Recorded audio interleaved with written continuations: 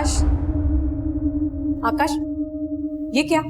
तुमने अभी तक खाना शुरू भी नहीं किया है। आकाश, गेम साइड में रखो और खाना शुरू करो। अच्छा ऐसा करो, आप ही मुझे खाना खिला दो ना। तुम ना बहुत बदमाश हो गए हो, रोज रोज का हो गया अब तुम्हारा ये। आज लास्ट बार खिला रही हूँ तुम्हें, लो। अरे ये क्या, तुमने फिर से इसको खिलाना शुरू कर दिया? आकाश, गेम छोड़ो और खुद से खाना शुरू करो। पापा खेलने दो ना। आकाश, मैंने बोला गेम छोड़ो, मैंने कहा गेम छोड़ो। पापा ये क्या किया आपने? मेरा सारा गेम खराब कर दिया। वो मेरा गेम। आकाश, आकाश बदतमीजी मत करो तुम। 11 साल का आकाश एक जिद्दी और बिगड़ैल बच्चा था। स्कूल बंक करना, अपनी जताई हुई इच्छा पूरी ना होने पर उग्र हो जाना, यह उसके लिए एक आम बात थी और उसको ऐसा बनाने में सबसे बड़ा हाथ उसके माता पिता का ही था। और जब आकाश के पिता को इस बात का एहसास हुआ तब तक बहुत देर हो चुकी थी। आकाश के प्रति आकाश के पिता का एकाएक सख्त रवैया भी उसके व्यक्तित्व पर बुरा असर डाल रहा था। वो खुद उसे अपने हाथों से अपना विरोधी बना रहे थे। आकाश के गुस्से में एक दस्तक थी कि उसकी मनोदशा सामान्य नहीं थी और उसके घर के इसी माहौल का किसी अपराधी ने फायदा उठाया। अरे तुम स्कूल नहीं गए? डरो मत, तुम मुझे नहीं जानते, मैं तुम्हारे बारे में सब जानता हूँ। ऐसा है ना, तुम्हारी मम्मी पापा है ना, तुम्हें प्यार ही नहीं करते। तुम कुछ दिन के लिए, 2-3 दिन के लिए गायब हो जाओ। सच अंकल? हाँ, चले।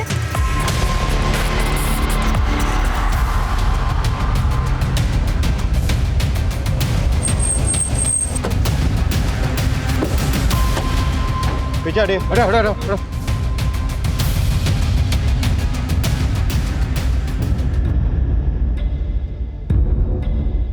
सर, बॉडी पर कोई भी एक्सटर्नल इंजरी नहीं है। शिरके, आसपास पता करो, शायद बच्चे को कोई जानता हो। Okay sir.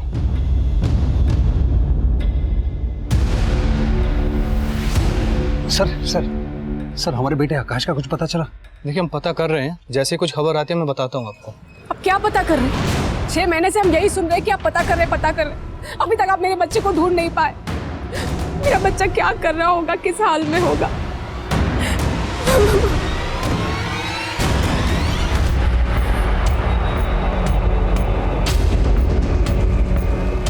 सर, आसपास में ना तो कोई सीसीटीवी और ना ही किसी ने भी इस बच्चे को आइडेंटिफाई किया है। हो सकता है ये बच्चा यहाँ का ना हो। पता करना मुश्किल है कि ये बच्चा खुद यहाँ पर आया या फिर इसके लाश को यहाँ पर लाके डंप किया गया।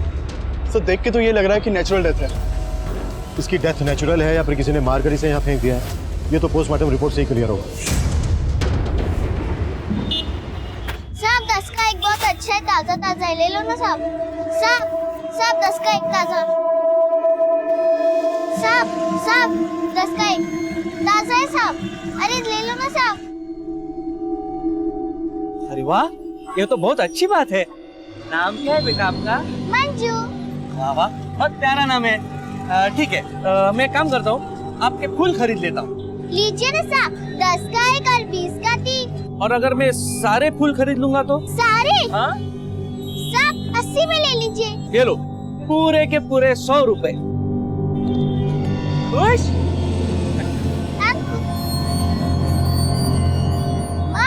अंकल ने सारे फूल खरीद लिए, ये लो 100 रुपए। हाँ? अरे वाह रे कमला, तेरी बेटी ने तो आज एकदम धमाल कर दिया। एक काम करते, इसी बहाने आज वो चिकन पार्टी करते। एक खबरदार जो मेरी कमाई पे नजर लगाए, समझी ना? चल भाग यहाँ से। हाँ, जाती हूँ। बड़ी आई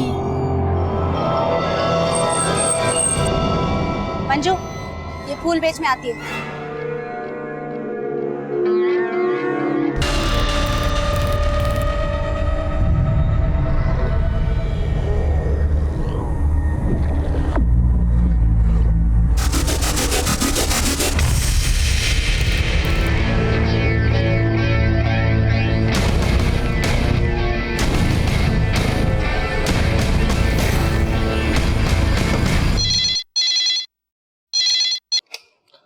हेलो।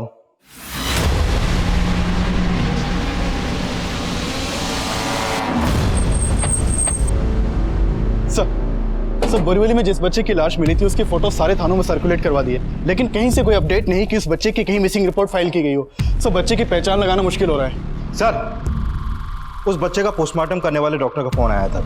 उन्होंने बताया कि उस बच्चे को काफी लंबे समय से मोलेस्ट किया जा रहा था। बच्चे को मोलेस्ट किया जा रहा है? और कहीं पर भी उसकी मिसिंग कंप्लेंट फाइल नहीं है।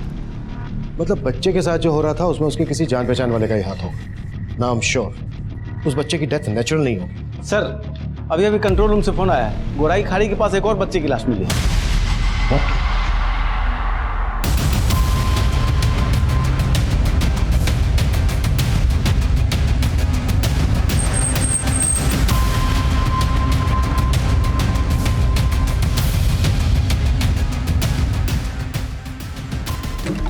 सर, जिन 2 बच्चों की लाश हमें मिली थी ये उनकी पोस्टमार्टम रिपोर्ट। इस रिपोर्ट के मुताबिक उन दोनों बच्चों की उम्र 8 से 10 साल के बीच की थी और जिस बच्चे की लाश हमें गोराई में मिली सर, इस बच्चे को भी मोलेस्ट किया जा रहा था और इन दोनों बच्चों की मौत ऑर्गन्स फेलियर की वजह से ही हुई थी।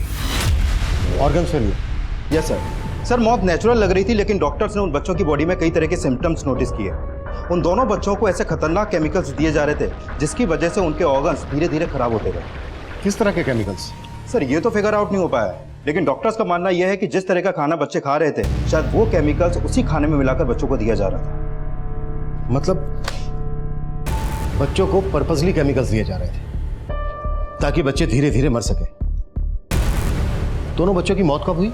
सर इन दोनों मौत में 2 दिन का गैप है और दोनों बच्चों की मौत एक ही वजह से हुई, शरीर में केमिकल का होना।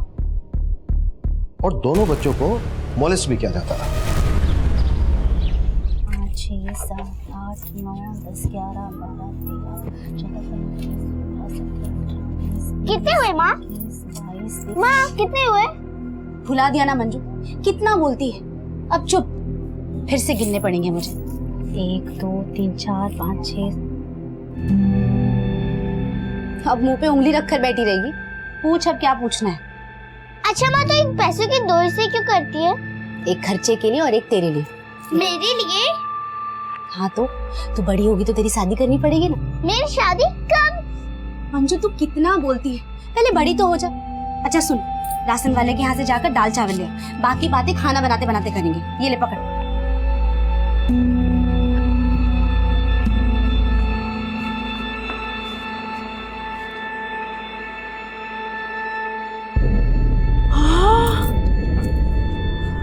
अरे कमला, तेरी तो चांदी हो गई है रे। तो अंदर कैसे आई रे? ये लो, दरवाजा खुला था, आ गई अंदर। अरे सुन ना, मेरे को 100 रुपए उधार दे देना। चल निकल यहाँ से, पहले 500 रुपए वापस दे और फिर उधार मांगना, समझी ना? तू तो आजकल बहुत घमंडी हो रही है रे। ए, चल अपना काम कर, समझी? चल निकल यहाँ से, पैसे उधार चाहिए। चल निकल।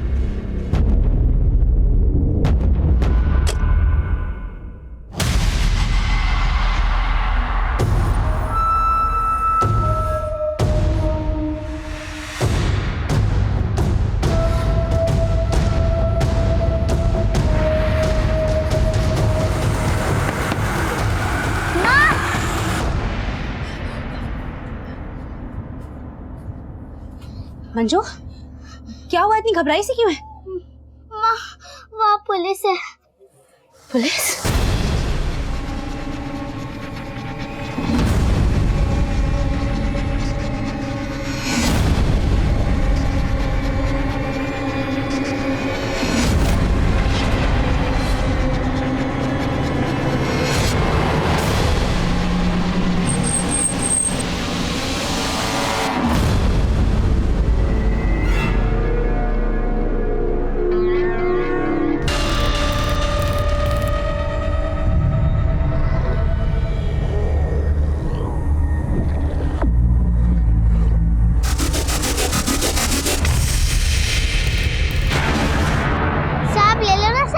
अच्छा फूल है, ले लो। 10 का एक, 10 का एक ले लो ना साहब। अरे मंजू बेटा, आओ आओ आओ आओ ना बेटा, एक अच्छी सी फोटो निकालते हैं। हाँ, ये देखो। मंजू किधर आ?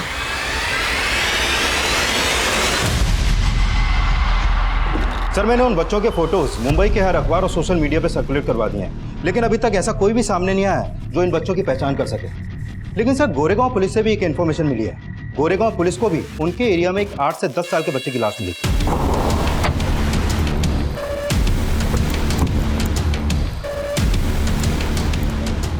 सर उस बच्चे की बॉडी बुरी तरह से सड़ गई थी, उसका चेहरा भी पहचान पाना मुश्किल था। लेकिन जब उस बच्चे की पोस्टमार्टम रिपोर्ट सामने आई तो पता चला कि उस बच्चे की मौत भी ऑर्गन फेलियर की वजह से हुई थी। एक बच्चे की लाश मिली बोरीवली में और दूसरे बच्चे की लाश मिली बोरीवली के गोरे इलाके में, और अब ये तीसरे बच्चे की लाश मिली है गोरे गांव में, और तीनों बच्चे एक ही वजह से मारे गए। क्या इस तीसरे बच्चे को भी मोलेस्ट किया गया था? सर उस तीसरे बच्चे की बॉडी डिकम्पोज थी, तो कह पाना मुश्किल है कि उसको भी मोलेस्ट किया जा रहा था या नहीं। लेकिन उस बच्चे की पोस्टमार्टम रिपोर्ट के हिसाब से उसकी मौत बोरीवली में मिले बच्चे की मौत से 1 हफ्ते पहले हुई थी। यानी 7 दिन में 3 बच्चों की मौत, और मौत का तरीका एक है। क्या कनेक्शन हो सकता है तीनों बच्चों के पीछे? सर कहीं ये काम किसी सीरियल किलर का तो नहीं, जो इसी उम्र के बच्चों को अपना टारगेट बना रहा हो सकता है, लेकिन किलर का अंदाजा तभी लग पाएगा जब इन बच्चों की पहचान हो पाएगी। लेकिन सर इन बच्चों की लाश सर एक विनायक नाम का आदमी थाने आया है। उसने इन दोनों बच्चों की फोटो अखबार में देखी थी जिनकी लाश हमें बोरीवली और गोराई में मिली थी। सर उसका कहना है कि वो इस बच्चे को जानता है जिसकी लाश हमें गोराई में मिली थी। सर मेरा उस बच्चे से ऐसा कोई रिश्ता नहीं है। दरअसल दहिसर में मेरी एक किराना शॉप है और मेरी दुकान के सामने ही एक अंडर कंस्ट्रक्शन बिल्डिंग है जिसका काम काफ़ी समय से रुका हुआ है। ये बच्चा राजू और उसकी माँ 6 महीने पहले तक उसी बिल्डिंग में रहा करते थे। बच्चे की माँ? हाँ सर। नाम क्या बच्चे की माँ का? लक्ष्मी। सर ये मेहनत मजदूरी करते हैं और मेरी दुकान से उधार राशन लिया करते थे, लेकिन 6 महीने पहले से मैंने उनको कहीं देखा नहीं। क्या तुम स्कूल में पढ़ना चाहती हो? गुड गर्ल, मैं तुम्हारा स्कूल में दाखिला करवाना चाहता हूँ, चलोगी मेरे साथ? ए साहब, तेरी नियत अच्छे से समझ रही है मैं। रोज रोज 100 का नोट दिखाकर आज स्कूल कर रहा है। अरे बहन, बस तेरे जैसे लोग रोज आते हैं यहाँ पे, बच्चे को हमदर्दी दिखाकर उसका फायदा उठाना चाहता है। नहीं, आप गलत सोच रहे हैं, मैं तो आपकी मदद। कोई जरूरत नहीं है मदद करने की, और आज के बाद अगर मेरी बच्ची को छुआ ना तो तेरा हाथ काट कर फेंक दूंगी, समझा ना? चल निकल यहाँ से, उठ।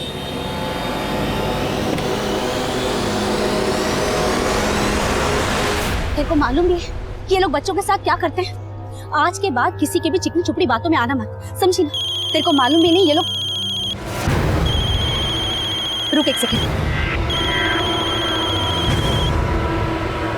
हेलो साहब, राजू और उसकी माँ 6 महीने पहले तक इसी बिल्डिंग में रहा करते थे। मेरी दुकान यहाँ सामने ही है साहब, वो रही साहब। उस औरत के बारे में कुछ और भी जानते हो? वो कहाँ काम करती थी, कहाँ से आई थी? साहब इतना तो कुछ नहीं मालूम है, लेकिन वो लोग मुंबई के नहीं थी। शायद वो लोग राजस्थान से आए थे यहाँ पे मेहनत मजदूरी करने, फिर अचानक 6 महीने पहले पता नहीं कहाँ चले गए। इससे ज्यादा और कुछ नहीं मालूम साहब। राजू और उसकी माँ के साथ कभी इस बच्चे को भी देखा था यहाँ पर? पहचानते हो इसे? नहीं साहब, मैं इस बच्चे को नहीं पहचानता। राजू की माँ का स्केच बनवाने में हमारी मदद कर सकते हो? कोशिश करेगा साहब।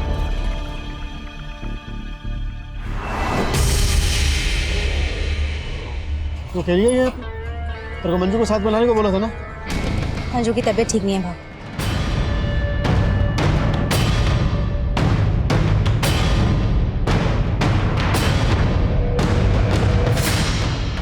माँ आज बहुत ही सारा पैसा जमा हो गया ना, हम लोग उसके सामने वाली सिग्नल पे जाएंगे ना तो। क्या हुआ माँ? कुछ नहीं, जल्दी चल। हाँ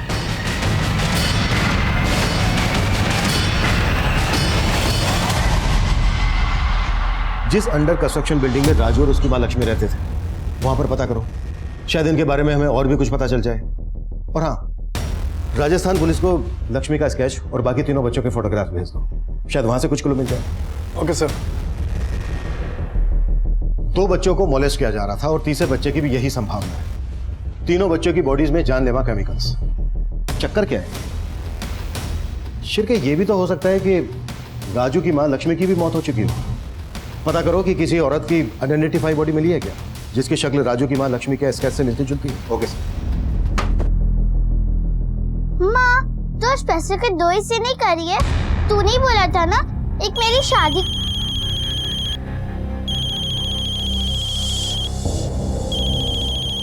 मंजू तू पोटली बांध में आती।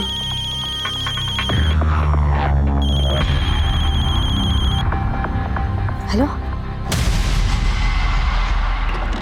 सर, मैं पिछले दिनों मिली अनआइडेंटिफाइड बॉडीज के बारे में पता कर रहा था, लेकिन राजू की मां से जुड़ी किसी भी औरत की कोई बॉडी नहीं मिली है।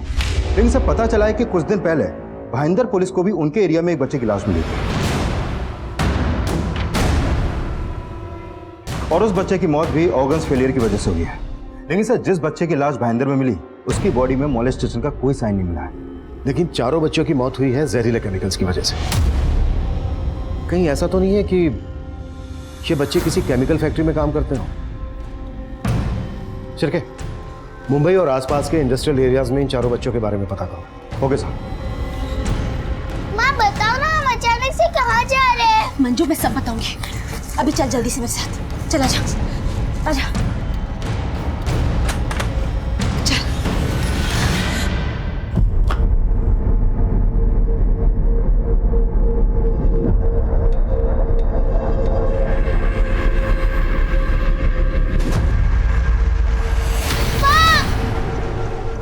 सर, मैंने मुंबई के सभी थानों में चेक किया तो पता चला कि जिस दौरान उन चारों बच्चों की मौत हुई थी उसी दौरान एक 8 से 10 साल के बच्चे की लाश ट्रॉम्बे पुलिस को भी उनके एरिया में मिली थी। और उस बच्चे की मौत भी ऑर्गन्स फेलियर की वजह से हुई।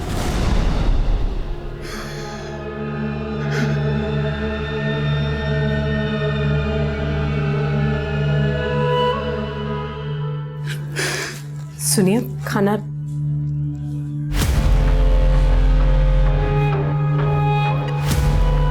मुझे पता है सिर्फ आपकी गलती नहीं है,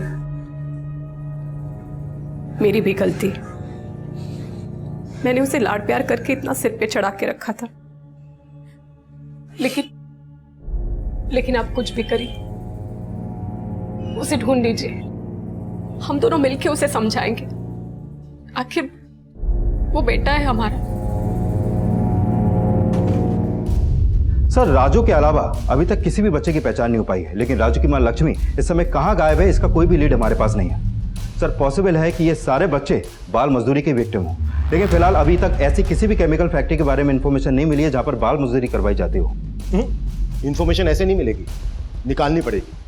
अपने खबरियों को काम पर लगा दो। उनसे बोलो कि मुंबई के सभी इंडस्ट्रियल एरियाज में अच्छे से फील्डिंग लगाएं। पांचों बच्चों की बॉडी को विसरा टेस्ट के लिए भेज दो। विसरा टेस्ट डिटेल पोस्टमार्टम का ही एक हिस्सा होता है, जिसमें डॉक्टर बॉडी के इंटरनल ऑर्गन्स को क्लोजली एग्जामाइन करते हैं। विसरा टेस्ट से हम उस केमिकल के बारे में पता करना चाहते थे जिसके कंजप्शन से उन पांचों बच्चों की मौत हुई थी। देखते ही देखते ये केस अखबारों और इलेक्ट्रॉनिक मीडिया पर छा गया। डीसीपी सर के ऑर्डर से उन सभी पांचों बच्चों का केस मुझे सौंप दिया गया। हमने बाल मजदूरी से लेकर सीरियल किलर होने की सभी पॉसिबिलिटीज पर काम करना शुरू कर दिया, और तभी हमारे सामने एक और मर्डर केस आया। सर, कंट्रोल रूम से फोन आया था, बोरीवली के एक चौल में एक औरत की लाश मिली है।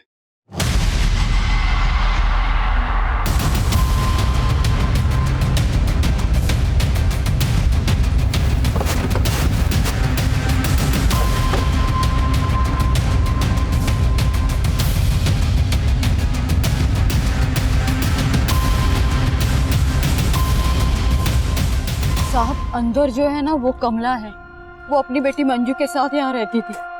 जब मैं सुबह आई तो देखा दरवाजा खुला था और उसके अंदर लाश।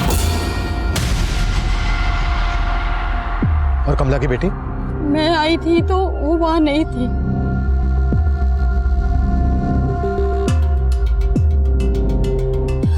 साहब, यही है मंजू, इसकी बेटी। और कमला का पति? उसका पति नहीं है साहब। कमला ने मेरे को बताया था कि काफी समय पहले उसकी मौत हो गई थी। कमला के किसी रिश्तेदार को जानती हो? नहीं साहब, लेकिन वो राजस्थान की थी। राजस्थान? राजस्थान में कहाँ की? वो तो नहीं पता साहब। कमला का कभी झगड़ा हुआ था किसी के साथ? नहीं साहब, वो बहुत अच्छी थी। उसका कभी किसी के। याद आया साहब, एक आदमी है, उसका उसके साथ झगड़ा हुआ था सिग्नल पे। ए साहब, तेरी नियत अच्छे से समझ रही है मैं, और आज के बाद अगर मेरी बच्ची को छुआ ना तो तेरा हाथ काट कर फेंक दूंगी, समझा ना? हाँ, पर वो आदमी कौन था जिसके साथ कमला का झगड़ा हुआ था? इतना तो नहीं पता साहब, लेकिन वो इंसान अक्सर वहाँ आता जाता रहता है और गरीब बच्चों को ना वो खाना वाना बांटता रहता है। साहब, वो आदमी कुछ ज्यादा ही मेहरबान था मंजू पर। उसे सारे फूल खरीद लेता था और कमला को ये लगता था कि उसकी बुरी नजर है मंजू पर। कमला के पास कोई मोबाइल फोन था? हाँ साहब। घर में कमला और उसकी बेटी मंजू रहते थे। जरूर किसी ने कमला का मर्डर करके मंजू को अगवा क्या होगा। बच्ची की फोटो पेट्रोलिंग टीम को भेज दो और बॉडी पोस्टमार्टम के लिए। जिस सिग्नल पर कमला और उसकी बेटी मंजू फूल बेचा करते थे वहां भी पता करो कि उस सिग्नल पर कमला का किस आदमी के साथ झगड़ा हुआ था। कमला के कॉल रिकॉर्ड्स में लिखवा, हो सकता है उससे उसके किसी रिश्तेदार का पता चल जाए। हमें कैसे भी करके उसकी बच्ची को बचाना होगा।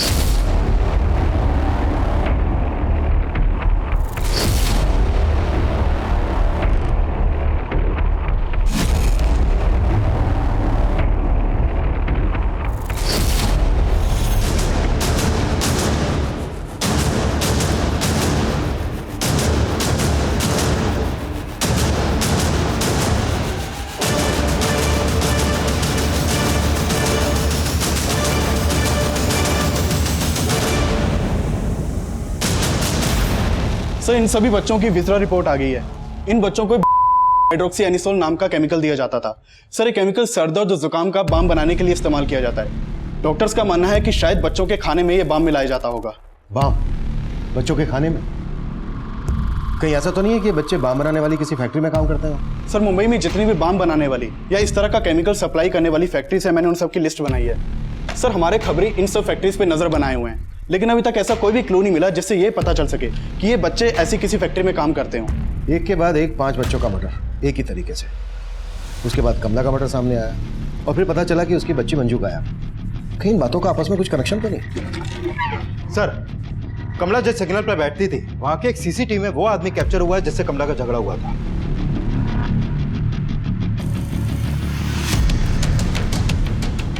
किशोरी बता रही थी कि ये गरीब बच्चों को सिग्नल पर खाना बांटा करता था और कमला को लगता था कि इस आदमी की उसकी बेटी मंजू पर गलत नजर है।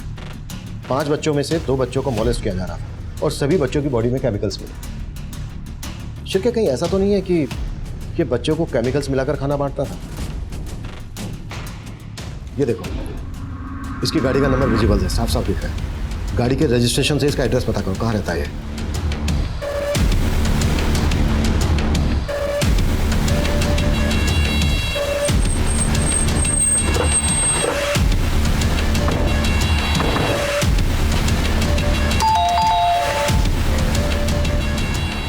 जी पूरा घर चेक करो और अच्छे से चेक करो। सुनिए, क्या कर रहे हैं आप? मंजू कहाँ? मंजू? कौन मंजू? वही मंजू जिससे तू फूल खरीदा करता था और उसकी माँ कमला से भी तेरा झगड़ा हुआ था। हाँ हुआ था, पर आप कहना क्या चाहते हैं? कमला का मर्डर हुआ है और मंजू गायब है। क्या? हाँ, तूने कमला का मर्डर किया और मंजू को भी तूने ही गायब किया है। बोल मंजू कहाँ है? नहीं सर, आपको कुछ गलत फहमी हो गई है। कमला के मर्डर से मेरा कोई लेना देना नहीं है और ना ही मैं मंजू के बारे में कुछ जानता हूँ। सर अंदर कुछ भी सस्पिशियस नहीं मिला। देखा सर, मैंने कहा था ना, आपको गलत फहमी हो गई है। इस आदमी के बारे में अच्छे से पता करना पड़ेगा। इसके call record, social networking account, सब कुछ अच्छे से चेक करना पड़ेगा। हो सकता है मंजू की माँ कमला का शक सही और इसकी मंजू पे बुरी नजर हो और इसी ने मंजू को गायब किया हो।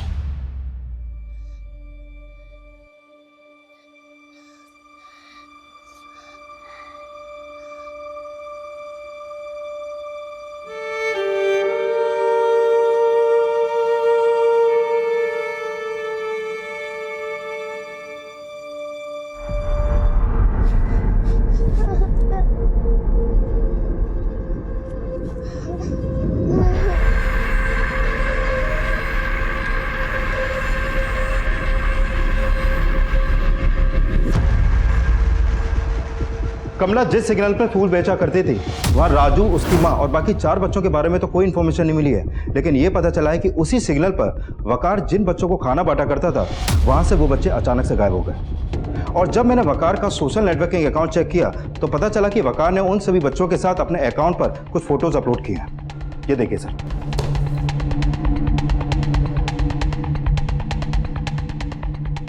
ये भी तो हो सकता है कि वकार इन फोटोग्राफ और पोस्ट से ये साबित करना चाहता हो कि वो बच्चों के भले के लिए चैरिटी करता है, जबकि सच्चाई इसकी कुछ और ही हो।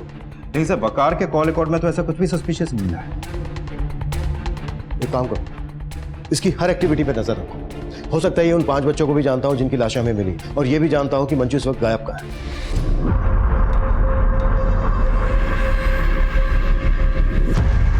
वकार हमारे शक के दायरे में था, लेकिन कमला से जुड़े राज हमें अब और भी ज्यादा उलझाने वाले थे। ये देखिए सर, ये उस सिग्नल का सीसीटीवी फुटेज है जहां पर कमला बैठती थी और मैंने इस सिग्नल का पिछले कई दिनों का फुटेज चेक किया है।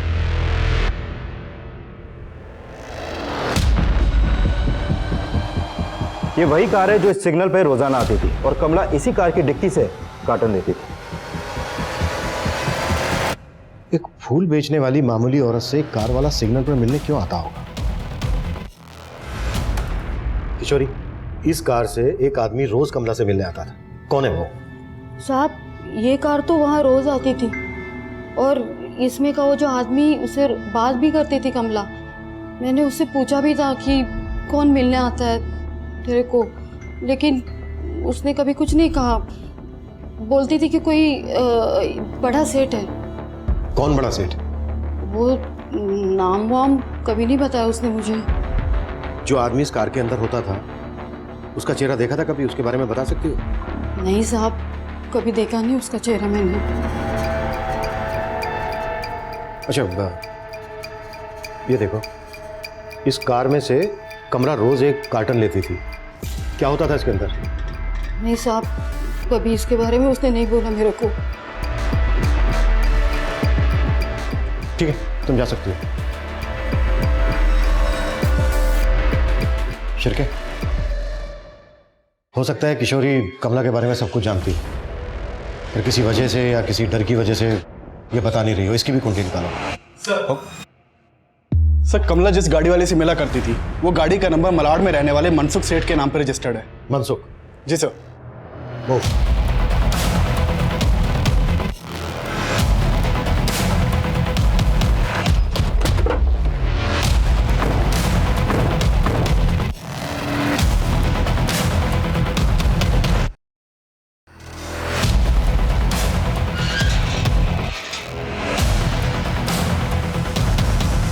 कमला? कौन कमला सर? ये है कमला। पहचाना? सर, मैं ऐसी किसी औरत को नहीं जानता, और आप ये सब मुझे क्यों पूछ रहे हैं सर? मनसुख, ज्यादा चालाक बनने की कोशिश मत कर। तुम्हारी गाड़ी सिग्नल के सीसीटीवी में कैप्चर हुई है। इस औरत का मर्डर हो चुका है। कुछ भी हमसे छिपाने की कोशिश मत करना। सर, मानता हूँ कि वो गाड़ी मेरी है, लेकिन मैं उसे यूज नहीं करता सर। हो सकता है कि मेरा ड्राइवर उस औरत को जानता हो सर। कौन ड्राइवर? सर, विक्रांत। वही ये कार चलाता था, लेकिन पिछले 3 दिन से छुट्टी पे है सर, और उसका फोन भी नहीं लग रहा है। रहता कहाँ है विक्रांत? सर, मालूनी में कहीं रहता है, लेकिन उसका एड्रेस नहीं पता है मुझे। नंबर दो विक्रांत को।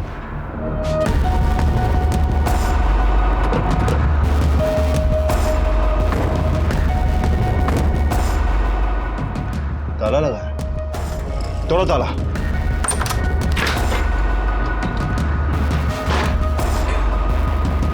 पूरा रूम चेक करो अच्छे से।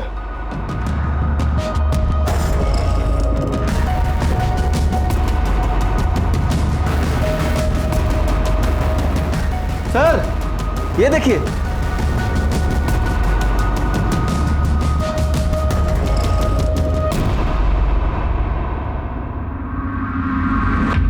सर, ये उसी तरह के केमिकल्स हैं जो उन 5 बच्चों की बॉडी में पाए गए थे।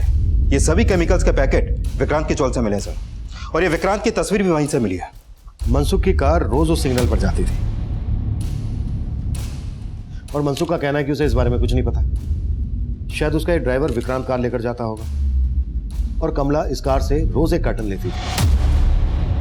सर, हो सकता है कि उन्हीं कार्टन्स में इस तरह के केमिकल्स हों, क्योंकि ये तो साफ है कि विक्रांत का कमला से कनेक्शन था। उन दोनों के बीच में काफी फोन कॉल्स होते थे।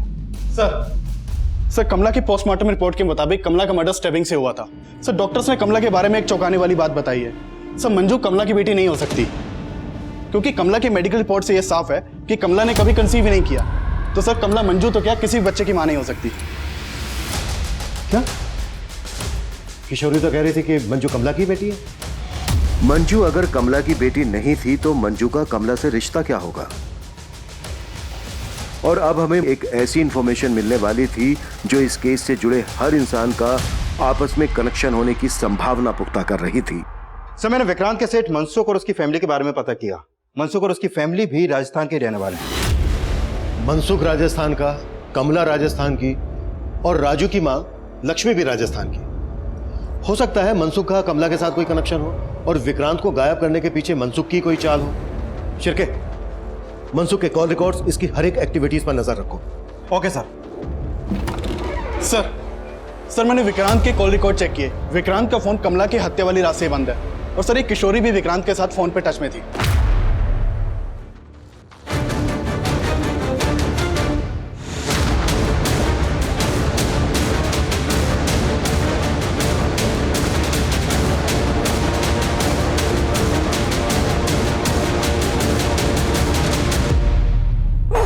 मुझे नहीं पता साहब, मैं नहीं जानती विक्रांत बाबू कहाँ है। मैं सच बोल रही हूँ। तुम और कमला विक्रांत के लिए काम करते थे ना? क्या काम करते थे? नहीं साहब, मैं नहीं करती थी। वो कमला पहले करती थी। क्या करते थे? क्या करते थे? वो जो सारे बच्चे जो भीख मांगते थे ना साहब, वो विक्रांत बाबू के थे। और कमला उन बच्चों पर नजर रखती थी। वो बच्चे भीख मांग कर जो पैसे लेके आते थे वो कमला को दे देते थे। फिर कमला वो आधे पैसे अपने पास रखती थी और आधे विक्रांत को दे देती थी। विक्रांत जो अपनी गाड़ी में कार्टन लेकर आता था जो कमला लेती थी, क्या होता था उसमें? वो डिब्बे में बच्चों का खाना आता था साहब। और उस खाने में केमिकल मिला होता था।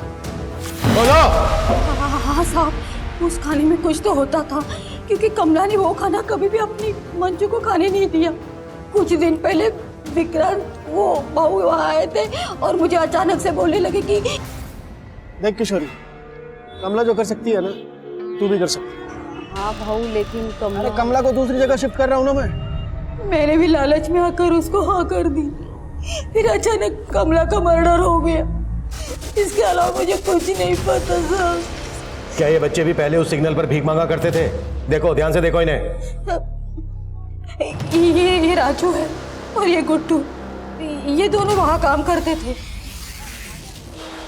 मंजू, कितनी बार बोला इन मंगतों के साथ मत खेला कर, समझ में नहीं आता ना? और तुम लोग चलो काम करो। कमला ने हमेशा मंजू को इनसे दूर रखा, फिर अचानक ये गायब हो गए। गायब नहीं हुए हैं, मौत हो गई है इनकी कोई केमिकल वाला खाना खाने से। बाकी के जो बच्चे हैं वहां पर भीख मांगते थे, वो कहाँ हैं? मुझे नहीं मालूम साहब। सर उन 5 बच्चों में से 2 बच्चे उस सिग्नल पे थे। हो सकता है बाकी के 3 बच्चे किसी और सिग्नल पर भीख मांगते हों, और कमला जैसे और भी लोग होंगे जो उन बच्चों को मैनेज करते हों। सर ये सर वो नीली गाड़ी वाला मनसुख अचानक गायब हो गया है। उसका घर भी बंद है और नंबर भी। नौकर चाकर सब फरार हैं। यानी हमारा अंदाजा बिल्कुल सही निकला। मनसुख इस रैकेट को चला रहा था और विक्रांत जैसे उसके कई और भी साथी हैं। मुंबई के जिस सिग्नल पर बच्चे भीख मांगते हैं उन सबका पता करो और देखो उन्हें मैनेज कौन करता है। ऐसे सभी बच्चों का मेडिकल करवाओ और जिन 5 बच्चों की लाशें हमें मिली थी उन सभी के फोटो एनसीआरबी के मिसिंग पोर्टल पर डलवा, शायद वहां से कोई क्लू मिल सके। सर लेकिन सर एक बात मेरे समझ में नहीं आ रही। किशोरी ने बोला कि राजू उस सिग्नल पर रहता था और वहीं पर भीख मांगता था जहां पर कमला फूल बेचती थी। लेकिन विनायक ने बताया था कि राजू अपनी मां लक्ष्मी के साथ दहीसर में कहीं रह रहा था। सर इसका मतलब विनायक या किशोरी, इन दोनों में से कोई ना कोई तो झूठ बोल रहा है। मंजू कमला की बेटी नहीं थी और हो सकता है राजू भी लक्ष्मी का बेटा ना हो। चल के विनायक को फिर से थाने बुलाओ। Okay sir.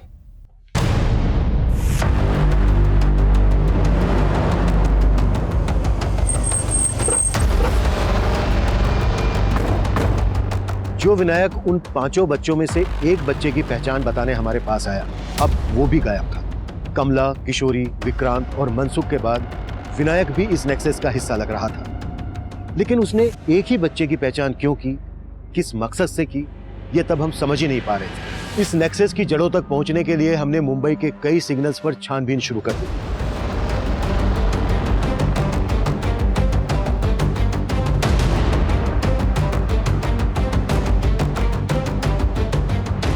जहां हमारा सामना कमला और किशोरी जैसे कई लोगों से हुआ, लेकिन इस नेक्सस के किंग पिन गायब थे। सिग्नल्स पर भीख मांगने वाले हम कई बच्चों का मेडिकल टेस्ट करवा रहे थे और एनसीआरबी की मिसिंग रिपोर्ट में हमें ऐसे कई बच्चों का डेटा मिला जो काफी लंबे समय से गायब थे। और इसी छानबीन में हमें आकाश का पता चला जो पिछले 6 महीने से दिल्ली से लापता थे।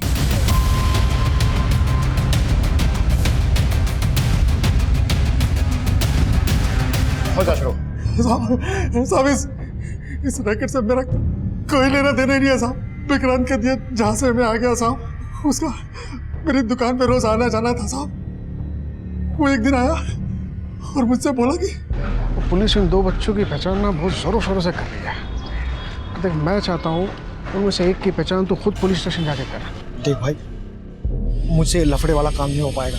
तेरा ही फोन आया था ना, पैसे चाहिए कुछ, 50,000 रुपये देता मैं तुझे इसके, 50,000। लेकिन मैं फंसूंगा तो नहीं? मैं क्यों डर रहा है? मैं हूं ना। मुझे नहीं मालूम साहब, लेकिन वो पुणे में हो सकता है साहब। विक्रांत का दूसरा नंबर तो होगा ही तेरे पास। हाँ है साहब, एक नंबर है।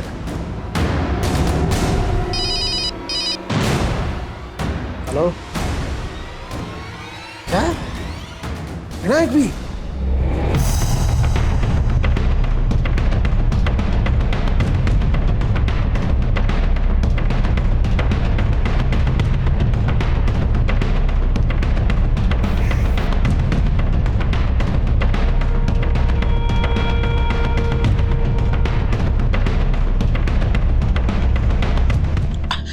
साहब, मैं तो खुद ही बच के छिप रहा था। मुझे मनसुख सेठ के बारे में कुछ नहीं पता साहब। कमला तो तुम लोगों के लिए काम करती थी, फिर उसे क्यों मारा? ये मंजू को भी सेठ ने कहीं से खरीदा था और उसे कमला को संभालने के लिए बोला, ताकि जब वो बड़ी हो तो उसका दाम अच्छा मिल सके। लेकिन साहब, वो मंजू को अपनी बेटी समझने लग गई और उसके साथ भागने की तैयारी कर रही थी। सेठ मेरे को बोला और मैं उसको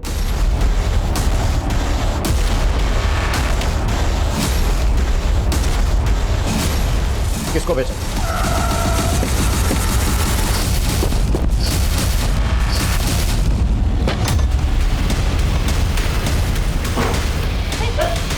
चलो इसको अंदर लो। उठाओ उठाओ, बच्ची का है, बच्ची का है। मैंने कुछ नहीं किया सर, मैंने कुछ नहीं किया सर। चिरके इधर देखो।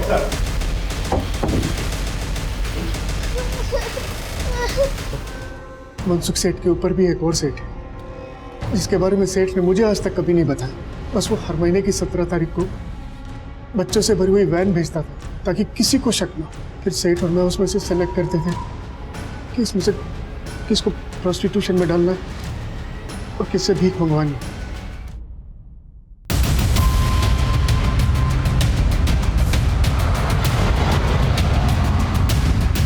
बाहर निकालो इसको। तुम उधर जाओ टंकी के पीछे। चुप चुप चुप।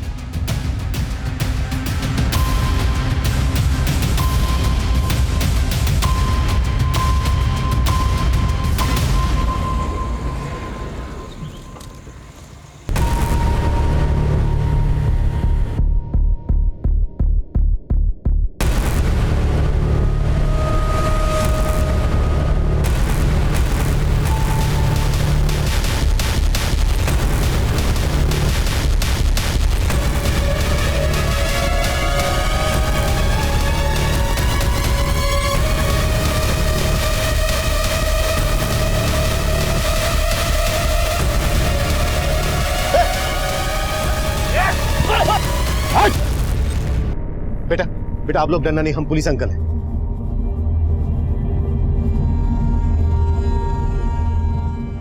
हर अपराध होने से पहले अपनी दस्तक जरूर देता है। अगर हम सतर्क हैं तो समय रहते ऐसे अपराध से बचा जा सकता है। अब मैं सीनियर इंस्पेक्टर अभिमन्यु जिंदल आपसे विदा लेता हूं। आपसे फिर मुलाकात होगी एक नए केस के साथ। देखते रहिए क्राइम पेट्रोल दस्तक। मकसद बताना नहीं, बचाना है।